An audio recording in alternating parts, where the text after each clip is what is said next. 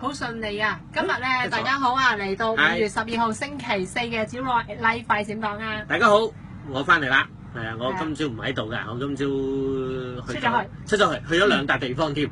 講嘅嘢講咗好多，應該講咗成個禮拜快閃黨嘅內容講啦。係啊，因為我今朝咧一路睇住你講咧，點係你？我諗你講咗幾多字啊？真係冇停過啊！咩知嘅，知要嘅。我今朝我哋做咗個團隊顧問服務啦，係咪？即係落到去同一啲前線嘅銷售者，等佢哋問下問題啊，係嘛？即係喺真正做生意上面一啲嘅諗法、一啲嘅疑問，咁跟住我又做一啲回應啦。咁啊，跟住晏晝又同另外一個團隊一齊有個飯聚，係咪？咁啊又傾下其實咧關於做生意而家面對嘅挑戰啊，個轉型係點樣樣啊？咁啊亦都好自然地咧，亦都浩浩蕩蕩講咗，即係而家咧好似喺 Agli 好似好咩啊？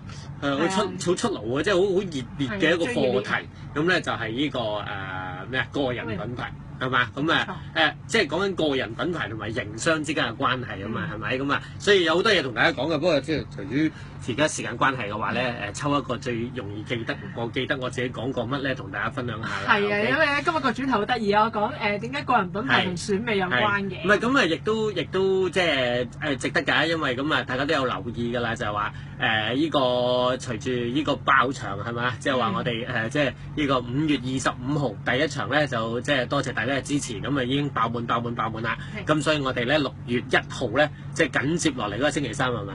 係咪同佢哋星期三？啱啱同一個係啦，咁就會有第2場嘅開放啦。咁啊，亦都即係已經係又係過咗一半㗎啦。咁所以如果大家即係想真係參與嘅話咧，咁啊記住啦，就有埋趁手啦，嗱聲搞掂佢。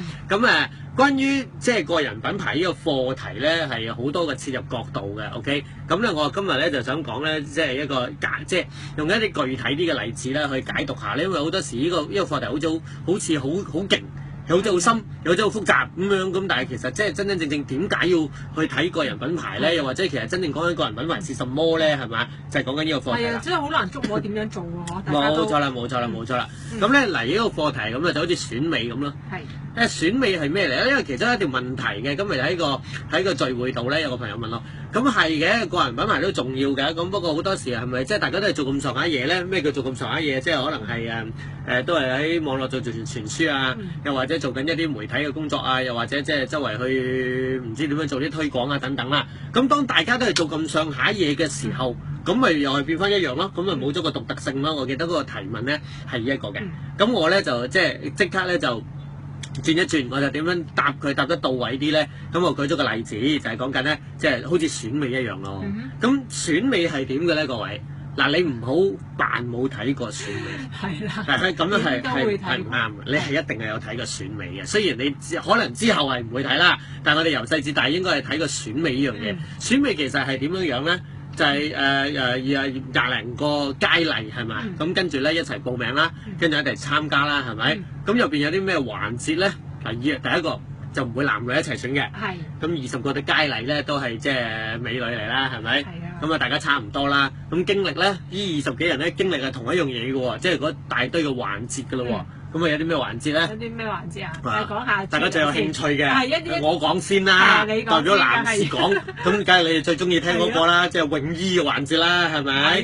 水着嘅環節啦。咁但係唔係嘅，你唔好淨係記住泳衣，即係有好多環節。選美個題目就係諗起。即係你淨係嗰個位先轉台嘅，咁啊唔好妥當嘅。真真正正去即係選美嘅，其實有好多㗎，就有泳衣，咁啊仲有表演咯。問答啦，係咪啊？司儀一啲對答考佢嘅環節啦，考你嘅即時應對啊、口才啊，有啲歌藝嘅表演啊、舞蹈嘅表演啊，又或者每一個自己啊佢嘅一啲嘅天才表演啊，一啲互相嘅較勁啊，一啲嘅比較啊等等啦，係咪？同埋自我介紹啊等等呢啲嘅環節嘅。嗱咁啊，呢個就係好有趣嘅課題啦，即係話20幾個佳麗一齊去選，最後咧就想成為攞個后冠係咪？成為咧就係贏嗰個。咁但係其實佢哋個過程係差唔多嘅啫喎，即係大家都係經歷呢啲嘅表演環節，大家經歷個流程係一樣嘅，大家一齊都係着泳衣嘅，大家一齊化妝嘅，大家一齊跳舞嘅，即係話大家都係做一樣嘢咯。但係咪20個一樣咧？Sorry 咯，唔係咯，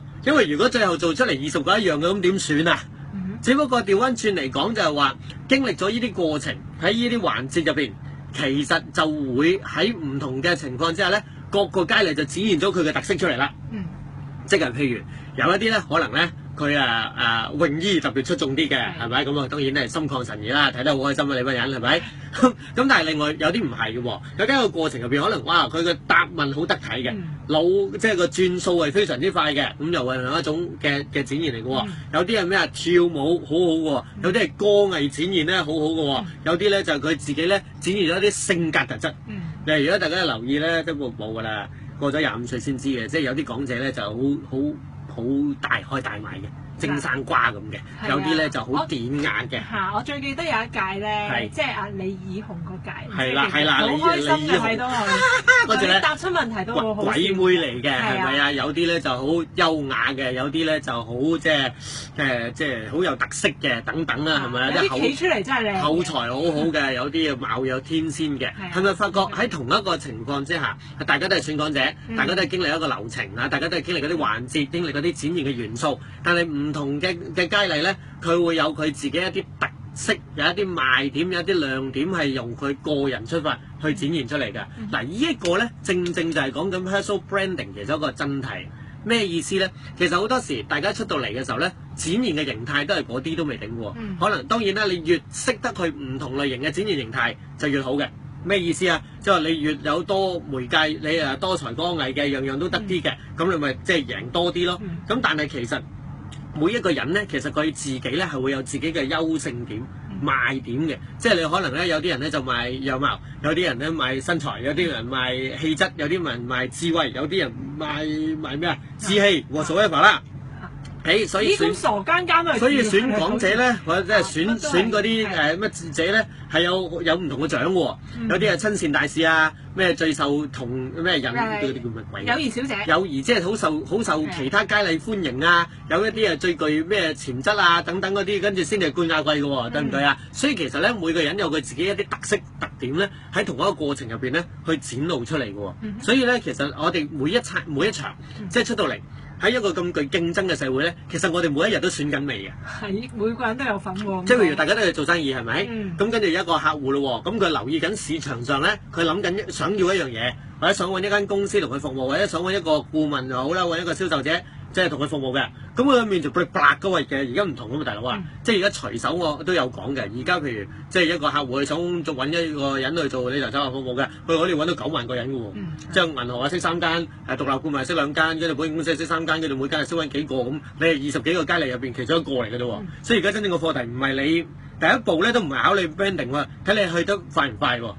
即係你有冇曝光啊？你冇曝光，連諗都諗唔起你嘅，你就名都冇得報啦，係咪？咁跟住第二個課題就係你就係參與咗個競選㗎咯喎。每一日喺唔同嘅客戶啊、唔同嘅接觸嘅人物，究竟佢會唔會諗起你或者選取你咧？就係你自己啊喺成個叫做咩候選過程入邊咧，你展露咗啲咩嘢獨特嘅亮點，去令到咧嗰班評判。其實你嘅客戶係你嘅評判，你嘅朋友都係你嘅評判，你身邊識嘅人都係你嘅評判，仲有係點？你嘅同事都係你嘅評判，你老闆就直情係你嘅評判啦，係咪先？佢去點樣去評價你啦？佢對你留下咗，即係你對佢留下，即係喺佢心目中留下咗一個咩嘅印象啦？係咪有啲乜嘢咧？佢覺得你係特別叫咩啊？亮麗啊，或者吸引嘅地方啦，嗱，呢個咪賣緊自己咯。所以每一日你係喺一個競選工程入邊嘅，究竟你識唔識得去展現自己咧？啱唔啱啊？呢個係咪一個好重要嘅課題啊？所以咧係好多嘅練習嘅，其實即係話點樣去跳舞啦，點樣去回答嘢啦，點樣去擺 pose 啦，影相幾多分面啦，係咪呢啲全部都係一啲需要練習嘅嘢？即係後邊啊牽涉有好多嘅鍛鍊嘅。不過咧有一個課題咧，我都覺得好值得同大家分享嘅呢樣嘢就係咩咧？好多時咧。有好多朋友唔係好知道自己嘅亮點喺邊度喎。哦，係啊，最難揾就係。係啊，即係人好多時咧，自己咧其實或多或少咧都係總有一啲特色嘅喎。OK，不過咧佢自己唔係好察覺嘅。於是咧，其實對自己嘅欣賞都唔係好夠，對自己嘅認知都唔係好夠，咁就有啲問題啦。點解啊？出到去嘅時候咧，你自己咧其實咧就好似樣樣都有啲，但係咧就。梗係冇一樣嘢叫做 outstanding 少少嘅咯，或者攞出嚟咧，你係想發大佢嚟搞嘅話咧，咁啊最慘係咩咧？就唔係好中意你或者好唔中意你，其實最大嘅問題就係對你冇印象。即係20幾個之中咧，你好殘忍嘅真係好殘忍嘅。嚇點啊？即係你諗下20幾個出現過咧，係咪？係啊。但係 ultimately 即係最後嚟講咧，有一爭人係你完全唔記得佢㗎。即係你唔記得佢參過賽啦，你唔記得佢出現過啦，走咗都唔知。有一啲咧，可能佢落咗選嘅喎。但係好鬼記得佢。於是佢喺演藝界發展得好好嘅，有陣時咧排第4啊嗰啲咧，仲好多，仲勁過冠軍啊！你咪發覺點解嘅？因為佢原來嘅喺成個過程入邊咧，係為別人留下咗一個好好嘅印象啊嘛。所以其中一個好重要嘅課題就係咩咧？你能唔能夠察覺到自己咧一啲優勝點喺邊度，個亮麗點喺邊度，而好好咁樣加以發揮咧，就係一個關鍵之處啦。OK， 咁啊，呢個係第一個啦。其實我有另外一個例子都想同大家分享下嘅，咁啊跟住就講到乜嘢咧？講到就係即係點樣為之做一個 personal branding 啊嘛。係啊。即係好多時咧有個錯覺咧，就話喂，其實咧即係搞呢啲 personal branding 個人品牌咧，一定係一啲型男美女、靚仔靚女或者好叻嘅人嘅課題啦。咁我普通人一個點樣做咧？係咪啊？呢個係一個咧，即係好多時引發個誤解喎。咁我成日話咧，呢一樣嘢咧，其實就同着衫好似，即係好似今日 OK，係今日做一個 real dance 俾大家睇。有個新嘅 style。即係其實咧，人咧好難講係靚仔定唔靚仔噶嘛，或者靚女定唔靚女嘅喎。都有啲大眾。我聽過有一句喎，佢話咩咧？呢個世界咧係冇醜嘅女人，只有懶嘅女人。成日都係咁講嘅。咁其實我覺得男士都係一樣嘅啫。你覺得咧？男士都一樣有。男士係一樣嘅，呢個世界冇話靚唔靚仔嘅喎，係有冇即係你用唔用心去搞嘅啫喎，對唔對啊？執好啲自己。咁同咩好似咧？同我今日着呢啲好似嘅，即係着西裝啊！西裝咧，即係一個好大嘅文章嚟嘅喎，其實。係啊，成日講咧，男士嘅化妝就係西裝。係啦，西裝啊、鞋啊等等嗰啲咧，OK，衣服咧都係一個即係一個好高嘅學問。但係其實西裝係好悶㗎，西裝係冇乜其他樣㗎嘛，唔會突然之間後邊有兩隻翼啊，跟住有隻角啊，有個形態係差唔多㗎，色調都係唔多㗎。我呢個先算係比較另類啲嘅色調啦。一般嚟講啊，都係即係藍黑黑嗰個即係沉穩色之類㗎嘛。但係咧有一樣嘢係非常之值錢㗎喎，即係咧。個價格係唔同嘅喎，做西裝同埋去買西裝咧，個價錢咧係撐天共地嘅喎，即係乜洋服有聽過啦，係咪？又或者而家就冇咁興啦，但係其實都有好多叫 tailor made 嘅洋服設計啊、恤衫設計嘅喎，點解嘅咧？因為其實咧人咧就冇話特別點樣係特別靚嘅。因為肥又有、瘦又有、高又有、矮又有，同埋唔同嘅身材比例，不論係高低橫闊啦，等等 cling clang 啦，係咪？反而其實真正嘅精髓喺邊度咧？就係你作為個服裝個裁縫，你能唔能夠因應嗰個人自己嗰個型格、嗰個身材係咪，或者一啲特色嘅話咧，去同佢去做一個好嘅剪裁，令到佢着起嗰套衫之後咧，人三合一，正所謂，即係話咧佢着起出嚟咧，你知啦，即係譬如我哋呢啲瘦蜢蜢嘅，如果着啲大路嗰啲孖襟嗰啲嘅，咁咪死啦！即係好似嘅掛老鼠箱咁成，床單都上燈柱就唔好睇㗎咯喎，衣不稱身啊嘛，呢啲叫做對唔對啊？身形健碩啲嘅有健碩啲嘅着法，身形瘦削啲嘅有瘦削啲嘅着法。最重要係乜嘢啊？就係個裁縫能唔能夠用佢專業嘅角度去因應嗰個人嘅體格去裁剪到一個最貼身、最切身嘅服裝組合啊嘛，令佢着得好睇，對唔對啊？所以真正係好貴㗎，點解啊？真正係喺度一塊嗰度一塊，跟住裁衣裁路，跟住整出嚟嗰套衫係非常之 fit 嘅。所以真正嘅所謂型靚唔靚咧，唔係淨係純粹講緊一個人嘅本身嘅體格或者樣貌嘅，係講緊你能唔能夠通過一個好嘅整合去幫佢做好一個包裝嘛，夾埋就好睇啦，對唔對啊？如果唔係嘅，衣不稱身嘅或者亂晒大龍嘅歪零歪斜咧，就即係着起龍袍唔似太子啦，一係咧就係咩咧，即係有時 over 咗都未頂嘅噃，對唔對啊？係，即係外觀上都要注意一下。但係其實調翻轉講咯，如果要做到呢個效果嘅話，其實最重要個精髓喺邊度咧？即係做一件好嘅靚要最後整到一件衫着出嚟係人三合一嘅，着到佢好睇嘅。其實最考嘅手段就係個裁縫個度身做得好唔好嘛？即係話如果佢度身度領又好啦，度腰又好啦，度胸又好啦，度乜鬼嘢度臂都好啦，佢對嗰個即係量度唔夠精確嘅，對嗰個人嘅體格個形態掌握得唔好嘅，佢唔會裁到嗰件衫出嚟噶嘛，對唔對？同一個道理啦，個人品牌好多時咧。有好多朋友集中咗個 focus 喺邊度啊？就係着件咩衫，點樣着法？但係其實唔係㗎，送嘅所有嘅一啲所謂嘅手法，譬如你出去拍街片又好啦，識人又好啦，用網絡傳輸又好啦，點樣文宣都好啦，有好多種手法。但係問題嘅症結喺邊度啊？其實你應該先了解嘅就係你自己嘅形態係點樣樣嘅。頭先我講嗰個裁縫嘅例子易講㗎啦，點解嗰個叫硬件肉體形態嘛？人即係照鏡就睇到啦，呢一個 basic 即係可以眼望到有觸控感。冇錯，你觸控感啊嘛，但係有樣嘢就難好多啦。邊樣難啊？唔係你外在嘅形態，係你內在嘅思維。即係內涵。內涵啦，冇錯啦，就係即係話咧，人咧其實真真正正個賣點咧，除咗賣個形象之外咧，就係賣緊佢入邊咯。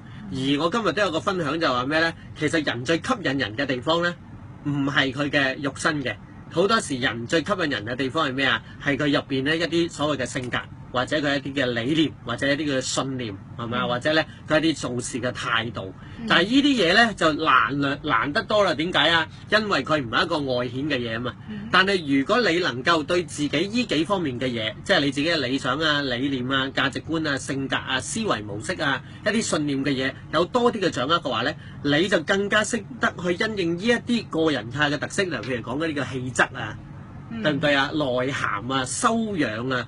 經驗啊，係咪啊？歷練啊，呢啲咧係一個人好有魅力嘅地方嚟嘅喎。係啊，即係男人行到咁上下咧，係要有呢啲嘢㗎啦，開始即係年輕啲就 sell 靚仔嘅，但係年紀大啲開始 sell 氣質㗎啦嘛，係咪？即係我呢啲攞嚟安慰我自己嘅啫，你唔好理我。OK， 我幫你喺邊度啊？即係如果你有嗰啲嘢嘅話，而你識得因應呢啲嘢做一個適當嘅展現嘅話咧，你嗰個 branding 就更加犀利㗎啦喎。但係揾出嚟都要啲即係心機喎。所以咧，其實打造個人品牌咧，即係唔係一個需要做嘅嘢係咩咧？反而係一啲自我嘅了解、自我嘅探索、自我嘅肯定。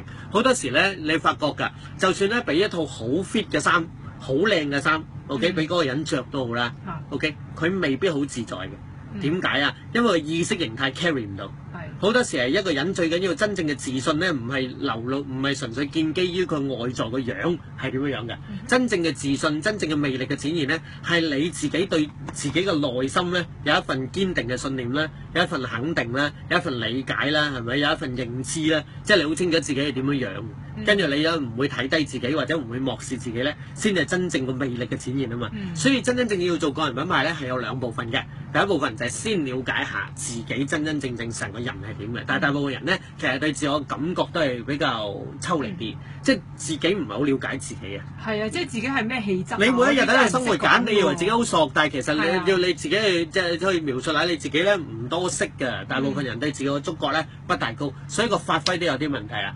當你搞掂咗、了解咗自己多啲嘅，亦唔係外在形態，包埋內心世界，再加上一個適當嘅展現模式 ，OK， 即係一個好嘅梳理嘅話咧，咁先至係品牌成個嘅即係內外互動嘅關係啊嘛。所以我哋譬如去到今次我哋今年全新嘅一個課題，即係點解會揾咗兩間公司一齊去合作咧？因為我哋第一部分就係做一個好嘅自我探索，同埋明白一啲人嘅亮點賣點究竟喺邊度，嗰個咧就係所謂嘅 personal branding。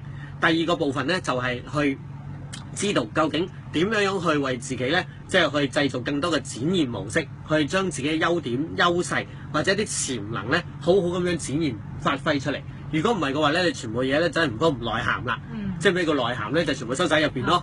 咁你有冇鬼用啊？尤其是中國人係最大嘅特色嚟㗎。中國人成日咧就即係掛住兩個字㗎嘛，謙虛啊嘛。係啊，即係唔好咁揚啦。謙虛咧，越謙咪越虛啊！因為點解咧？你開始收埋咧，收埋到你自己都開始唔認同或者唔察覺啦嘛。咁於是就睇低咗自己，跟住亦都發揮少咗，咁就好可惜嘅一件事啦。真正嘅 personal branding 咧，其實係一個自我了解、自我肯定、自我發揮嘅過程嚟嘅，令到你自己咧可以展現一個同埋成就一個咧更理想嘅自己，而亦都好自然啦。由於你自己勁咗啦 ，OK， 所以你嘅感染力亦都大咗，你嘅影響力都多咗，你就可以推動到你身邊更多嘅人事物咧，做到更多嘅嘢啦。嗱，咁呢個咧就我今日想同大家 share 下咧，關於即係聽落個課題講咗好多嘛。咁但係實實際際地究竟即係講乜嘢嘅咧？入邊係咪？即係喺5/25或者6月1，我會同大家分享啲乜嘢嘢嘅咧？咁我今日希望俾多少少資訊，同埋明白後邊背後嘅價值係乜嘢嘢啦。咁我亦都有陣時會同啲團隊分享下，究竟個人品牌或者一啲企業品牌同而家嘅營商環境咧，究竟之間互動關係係點樣樣嘅？咁呢個今日講唔晒㗎啦，今日都差唔多，哇20分鐘嚟緊啦，老友 OK 咁係啦，咁所以大家密切留意我哋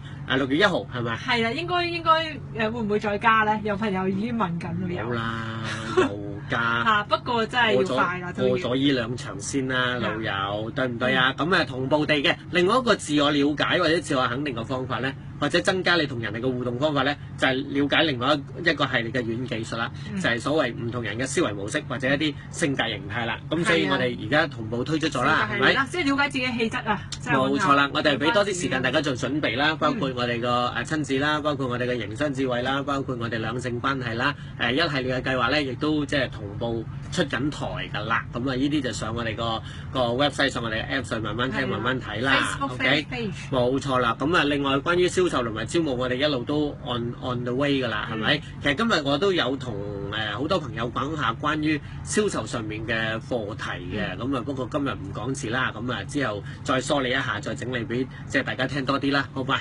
？OK， 咁啊今日就差唔多啦，係咪？有冇補充啊？